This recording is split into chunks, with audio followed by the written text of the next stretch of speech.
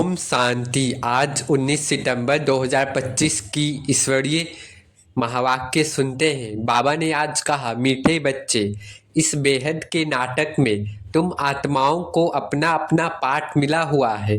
अभी तुम्हें यह शरीर रूपी कपड़े उतार घर जाना है, फिर नए राज्य में आना है। प्रश्न में बाबा ने कहा, बाप कोई भी कार्य प्रेरणा से नहीं करते, उनका अवतरण होता है। यह किस बात से सिद्ध होता है? उत्तर, बाप को कहते ही है करण करावन हार। प्रेरणा का तो अर्थ है विचार। प्रेरणा से कोई नई दुनिया की स्थापना नहीं होती है। बाबा कह रहे, बाबा तो करण करावन हार है। प्रेरणा का अर्थ होता है विचार, मन में संकल्प चलना। प्रेरणा से कोई नई दुनिया स्थापन नहीं होती। बाबा कह रहे, बाप बच्चों से स्थापना कराते हैं। कर्मेंद्रियों बिगड़ तो कुछ भी करा नहीं सकते, इसलिए उन्हें शरीर का आधार लेना होता है। ओम शांति। अब हम सुनते हैं मुरली की मुख्य पॉइंट्स। पहला है रूहानी मिलन। बाबा कह रहे, आत्माएं रूहानी बाप के सम्मुख बैठकर पढ़ाई लेती हैं। परम पिता परमात्मा एक ही है, वही सबका बाप है। दूसरा, 84 जन्मों का चक्र। हम आत्माएं 84 जन्मों का चक्र लगाती हैं। हर 5000 वर्ष बाद वही पाठ रिपीट होता है। सब आत्माएं 84 जन्म नहीं लेती। तीसरा, परमात्मा का आना। बाबा कह रहे, परमात्मा प्रेरणा से नहीं बल्कि शरीर में प्रवेश कर कर्मेंद्रियों द्वारा कार्य करते हैं। करण करावन हार है, बाबा बच्चों से कराते हैं।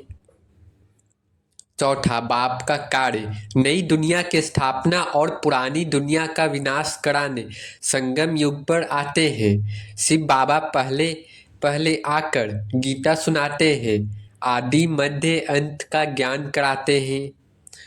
पांचवा, त्यौहार और स्मृति। बाबा कह रहे, शिव जयंती यानी गीता जयंती यानी ज्ञान की शुरुआत। शिव जयंती मतलब ज्ञान की शुरुआत। फिर नारायण जयंती यानी सतयुग का प्रारंभ। भक्ति मार्ग के त्यौहार इसी ज्ञान की याद में मनाए जाते हैं। छठा, भाग्यशाली रथ। बाबा कह रहे, ब्रह्मा बाबा भाग्यशाली रथ है, जिसमें शिव बाबा स्वयं भगवान प्रवेश कर पढ़ाते हैं। यही रथ ड्रामानुसार मुकर्रर है। सातवां, आत्मा और परमात्मा का घर। बाबा कह रहे, तुम आत्माओं और परमात्मा का असली घर शांति धाम है, तो सदैव याद रखो अब घर चलना है शांति धाम। यहाँ आकर शरीर रूपी कपड़े पहन पाठ बजाते हैं, फिर शरीर छोड़ दूसरा लेंगे। आठवां, स्टूडेंट लाइफ। बाबा कह रहे, हम बेहद के स्कूल में पढ़ रहे हैं, सदा इसी नशे में रहो। बाप हमारा टीचर भी है और बाप भी है। याद और पढ़ाई ही मुख्य साधन है। नौवां, श्रीमत बनाम आसुरी मत। आसुरी मत से उतरती कला में जाते हैं, श्रीमत से चढ़ती कला में आते हैं। जितना श्रीमत पर चलेंगे उतना ऊंचा पद पाएंगे। 10वां, देवताओं की महिमा। देवता संपूर्ण निर्विकारी और सर्वगुण संपन्न थे। बाप गोरा बनाते हैं, रावण और काला बना देता है। संगम युग पर ही बाबा आते हैं और देवता बनाने की पढ़ाई पढ़ाते हैं। मुरली का सार है, परमात्मा संगम युग पर रथ में आकर बच्चों को पढ़ाते हैं। श्रीमत पर चलकर पवित्र बनो और 84 जन्मों का राज समझाते हैं।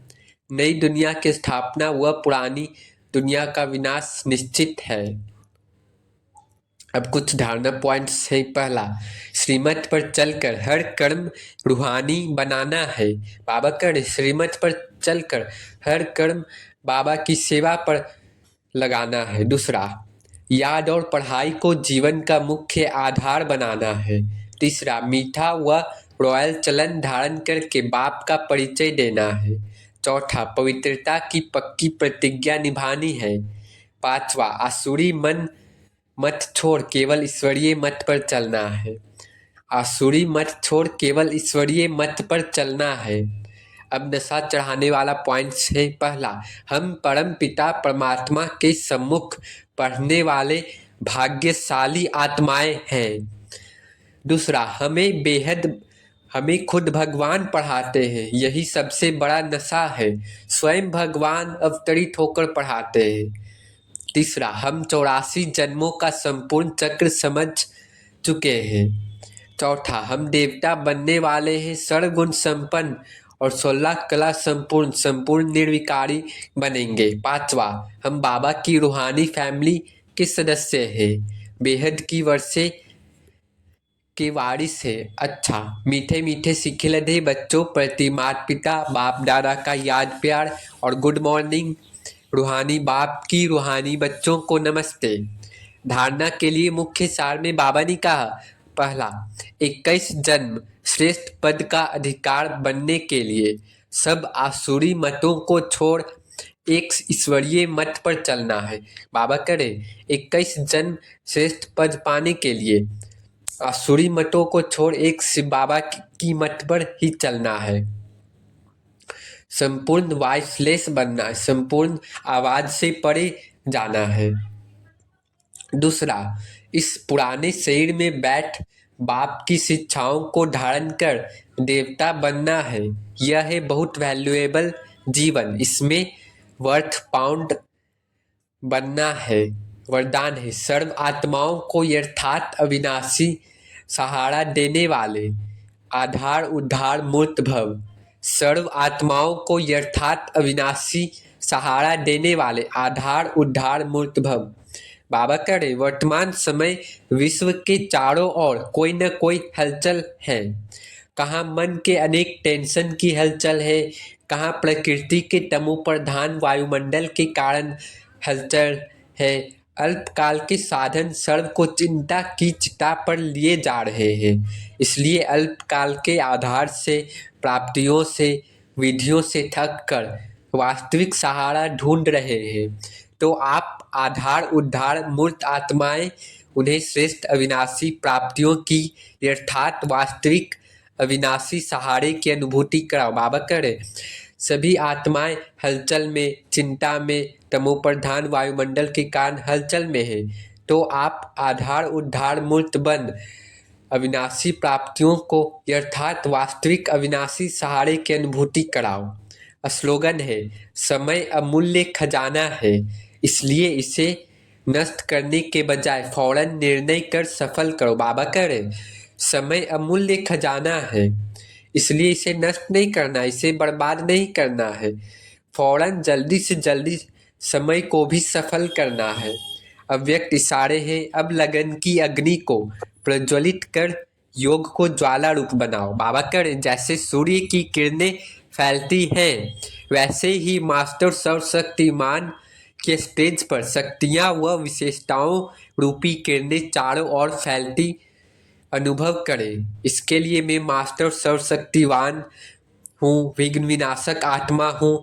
इस सोमान के स्मृति की सीट पर स्थित होकर कार्य करो तो विघ्न सामने तक भी नहीं आएंगे। तो बाबा आज करे जैसे सूर्य की किरणें फैलती है ना, वैसे ही आप सोमान धारण कर लो। मैं मास्टर सर्वशक्तिवान हूँ, विघ्न विनाशक आत्मा हूँ। ये सब सोमानों से आपका शक्तियाँ स्वतः ही फैलती जाएगी और विघ्न सामने तक भी नहीं आएंगे। अच्छा, ओम शांति, ओम शांति, ओम शांति।